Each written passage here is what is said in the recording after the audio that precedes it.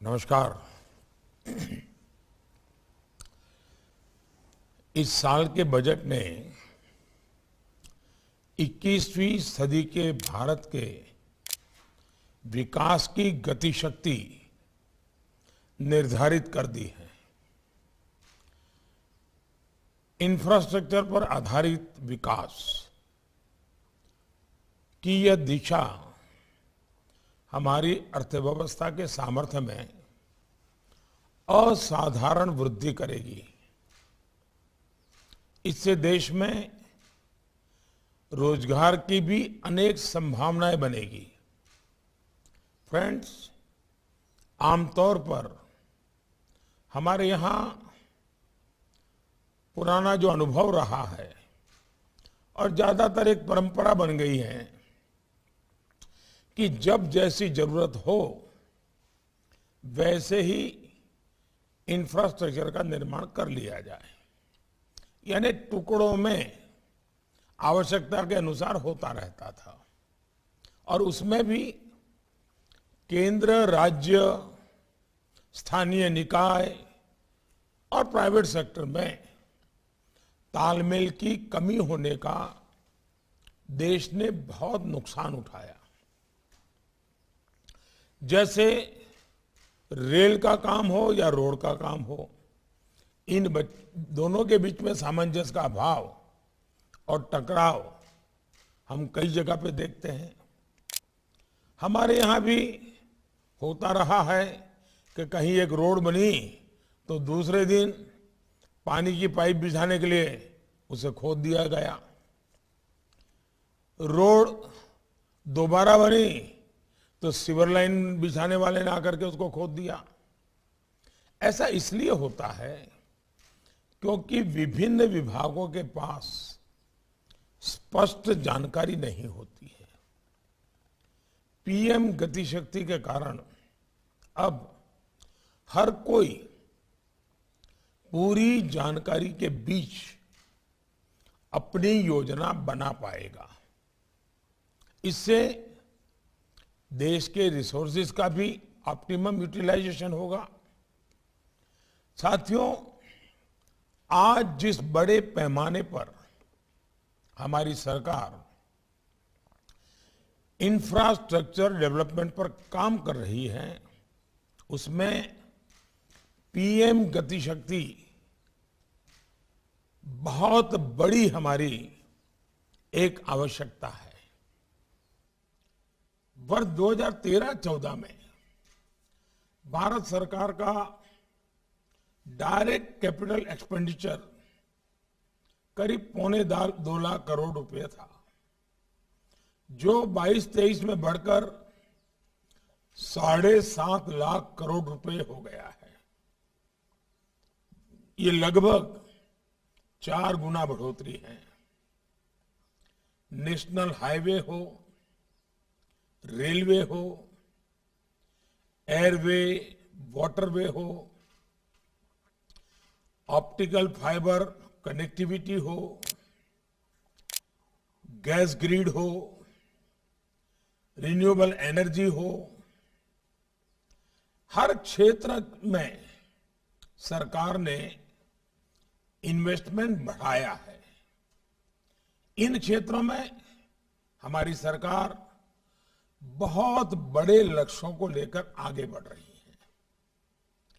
PM गति शक्ति से इंफ्रास्ट्रक्चर प्लानिंग, इंप्लीमेंटेशन और मॉनिटरिंग को एक बहुत ही कोऑर्डिनेटेड रूप में हम आगे बढ़ा सकते हैं, एक नई दिशा में काम कर सकते हैं।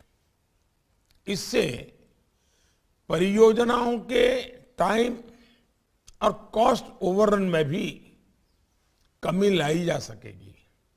साथियों, आप सभी जानते हैं कि इंफ्रास्ट्रक्चर इन्वेस्टमेंट का बहुत बड़ा मल्टीप्लायर इफेक्ट होता है। ये ईज ऑफ लिविंग के साथ ही ईज ऑफ डूइंग बिजनेस को भी सुधारता है। इससे सभी सेक्टर्स की इकोनॉमिक प्रोडक्टिविटी को भी शक्ति मिलती है। आज जब देश इंफ्रास्ट्रक्चर डेवलपमेंट को अभूतपूर्व गति दे रहा है तो उससे इकोनॉमिक एक्टिविटी भी बढ़ेगी और जॉब क्रिएशन भी उतना ही बढ़ेगा। साथियों, हमारी सरकार ने कोऑपरेटिव फेडरलिज्म के सिद्धांत को मजबूती देते हुए इस साल के बजट में राज्यों की सहायता के लिए 1,00,000 करोड़ रुपए का प्रावधान किया है। राज्य सरकारें इस राशि का उपयोग मल्टी मॉडल इंफ्रास्ट्रक्चर और अन्य प्रोडक्टिव एसेट पर कर सकेगी। देश के दुर्गम पहाड़ी क्षेत्रों में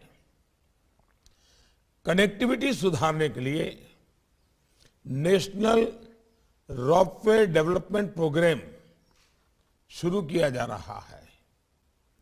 हमारी सरकार नॉर्थ ईस्ट के संतुलित विकास के लिए भी कमिटेड है। इन राज्यों की आवश्यकता को देखते हुए 1,500 करोड़ रुपए की लागत से पीएम डिवाइन योजना की भी घोषणा की गई है। इंफ्रास्ट्रक्चर क्षेत्र में सरकार द्वारा किए जा रहे इन्वेस्टमेंट, उसके साथ साथ प्रोडक्शन लिंक इंसेंटिव स्कीम आने वाले वर्षों में देश के विकास को नई ऊंचाई पर ले जाएगी। ये सारे प्रयास इंफ्रास्ट्रक्चर क्रिएशन के इस नए युग में आपके लिए नई इकोनॉमिक संभावनाओं के द्वार खोलेंगे। मैं कॉरपोरेट वर्ल्ड से, देश के प्राइवेट सेक्टर से कहूंगा कि सरकार के साथ कदम से कदम मिलाकर निवेश करें और देश के विकास में अपना गौरवशाली योगदान दें। फ्रेंड्स, आपको ये भी पता है कि पीएम गति शक्ति नेशनल मास्टर प्लान में अब 400 से अधिक डेटा लेयर उपलब्ध है। इससे न केवल एग्जिस्टिंग और प्लांट इंफ्रास्ट्रक्चर की जानकारी मिलती है, बल्कि इसमें forest land, available industrial estate जैसी इंफॉर्मेशन भी है। मेरा सुझाव है कि इसका उपयोग प्राइवेट सेक्टर अपनी प्लानिंग के लिए ज्यादा से ज्यादा करें। नेशनल मास्टर प्लान पर सभी जरूरी सूचनाएं एक सिंगल प्लेटफॉर्म पर उपलब्ध हो रही हैं, जिससे प्रोजेक्ट अलाइनमेंट और विभिन्न प्रकार के क्लियरेंस डीपीआर स्टेज पर ही प्राप्त करना संभव हो सकेगा। ये आपके कंप्लायंस बर्डन को कम करने में भी मदद होगा। मैं राज्य सरकारों से भी कहूंगा कि वो अपने प्रोजेक्ट और इकोनॉमिक जोन्स की स्थापना करते हुए पीएम गति शक्ति नेशनल मास्टर प्लान को भी आधार बनाएं। साथियों, आज भी भारत में लॉजिस्टिक कॉस्ट जीडीपी का 13 से 14% तक मानी जाती है। ये अन्य देशों की तुलना में अधिक है। इंफ्रास्ट्रक्चर एफिशिएंसी सुधारने में पीएम गति शक्ति की बहुत बड़ी भूमिका है। देश में लॉजिस्टिक कॉस्ट कम करने के लिए इस बजट में unified logistic interface platform ULIP बनाने का प्रावधान किया गया है। आप जानते हैं कि वर्तमान में विभिन्न मंत्रालयों के डिजिटल सिस्टम अपनी अपनी आवश्यकता के अनुरूप काम कर रहे हैं। यूलिप के माध्यम से 6 मंत्रालयों के 24 डिजिटल सिस्टम्स को इंटीग्रेट किया जा रहा है। इससे एक राष्ट्रीय सिंगल विंडो लॉजिस्टिक पोर्टल तैयार होगा जो लॉजिस्टिक कॉस्ट को कम करने में मदद करेगा। पीएम गति शक्ति से हमारे एक्सपोर्ट्स को भी बहुत मदद मिलेगी। हमारे एमएसएमईज ग्लोबली कॉम्पिटिटिव हो पाएंगे। हमारी सरकार ने लॉजिस्टिक एफिशिएंसी में सुधार लाने के लिए लॉजिस्टिक डिवीजन और सरकार के सभी विभागों में बेहतर कोऑर्डिनेशन के लिए एम्पावर्ड ग्रुप ऑफ सेक्रेटरीज की भी व्यवस्था की है। पीएम गति शक्ति में टेक्नोलॉजी की बड़ी भूमिका आप देख ही रहे हैं और मेरा आपसे आग्रह रहेगा सरकार भी अपने स्वभाव में इस बात को लाए, प्राइवेट सेक्टर भी लाए। हम आधुनिक से आधुनिक टेक्नोलॉजी को हमारी इंफ्रास्ट्रक्चर प्रोजेक्ट के लिए कैसे लाएं, क्वालिटी भी और कॉस्ट इफेक्टिव एंड टाइम की दृष्टि से ये बहुत उपयोगी होगा। और अब तो हम ये भी सोच रहे हैं, जो भारत ने एक लीड लिया है, कि दुनिया में पाया गया जो डिजास्टर्स होते हैं, नेचुरल डिजास्टर्स, उसमें मानव हानि से भी ज्यादा लंबे असर तक प्रभाव करने वाला इंफ्रास्ट्रक्चर का विनाश हो जाता है। ब्रिज के ब्रिज खत्म हो जाते हैं, 20-20 साल लग जाते हैं फिर बनाने में। और इसलिए डिजास्टर रेजिलियंस इंफ्रास्ट्रक्चर ये आज बहुत आवश्यक हो गया है। तो जब तक टेक्नोलॉजी नहीं होगी हम उस दिशा में काम नहीं कर पाएंगे और इसलिए हम उसको भी आगे लाएं। लॉजिस्टिक सेक्टर में कार्यरत कंपनियों के पास वर्ल्ड क्लास नॉलेज एवं टूल्स है। उनका प्रयोग करते हुए देश में उपलब्ध डेटा को बेहतर इस्तेमाल हमें सुनिश्चित करना है। साथियों, गति शक्ति इंफ्रास्ट्रक्चर क्रिएशन में सही मायने में पब्लिक प्राइवेट पार्टनरशिप सुनिश्चित करेगी, जो इंफ्रास्ट्रक्चर प्लानिंग से लेकर डेवलपमेंट तथा यूटिलाइजेशन स्टेज तक होगी। इस वेबिनार में इस बात पर भी मंथन होना चाहिए कि किस प्रकार प्राइवेट सेक्टर सरकारी व्यवस्था के साथ मिलकर बेहतर आउटकम्स हासिल कर सकते हैं। आप सभी वेबिनार के दौरान सभी मुद्दों पर गहराई से चर्चा करेंगे, मेरा पूरा विश्वास है। इंफ्रास्ट्रक्चर के अलावा कौन से रूल्स एवं पॉलिसीज में परिवर्तन की आवश्यकता है, इस पर भी आपके सुझाव बहुत अहम होंगे। देश में आधुनिक इंफ्रास्ट्रक्चर का निर्माण भारत की फाउंडेशन को मजबूत करेगा और पीएम गति शक्ति नेशनल मास्टर प्लान इसका एक महत्वपूर्ण माध्यम है।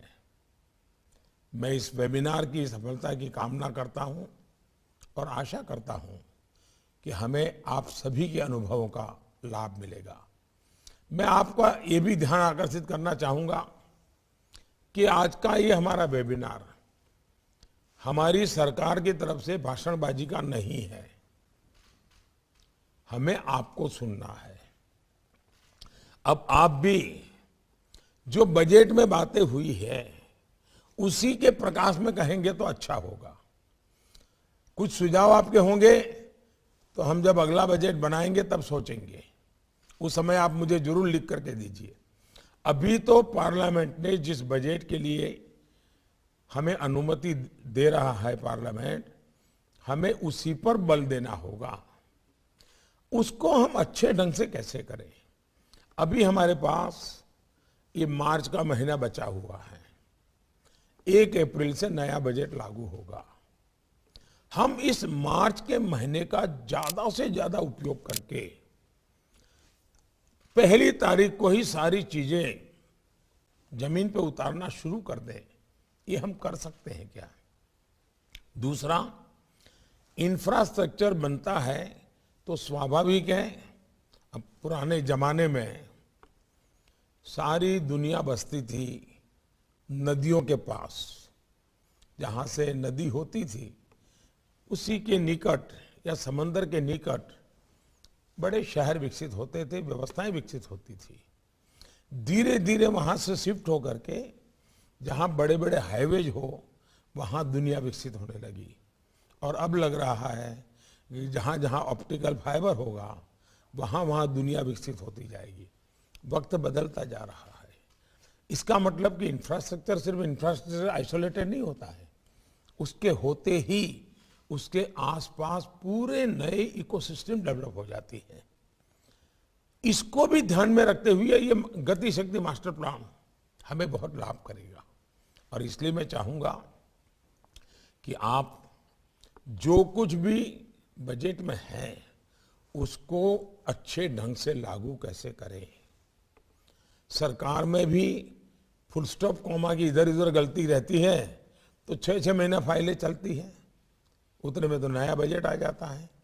आप लोगों से पहले से बात करने से फायदा ये होगा कि आपको पता है कि इसके कारण ये तकलीफ आएगी, और आप ध्यान आकर्षित करेंगे तो सिस्टम अभी से उसको पॉजिटिव रिस्पॉन्ड करेगी। और इसलिए आप लोग बड़ी गहराई से इसमें योगदान दें, यही मेरी अपेक्षा है। आप सबको बहुत शुभकामनाएं, बहुत धन्यवाद।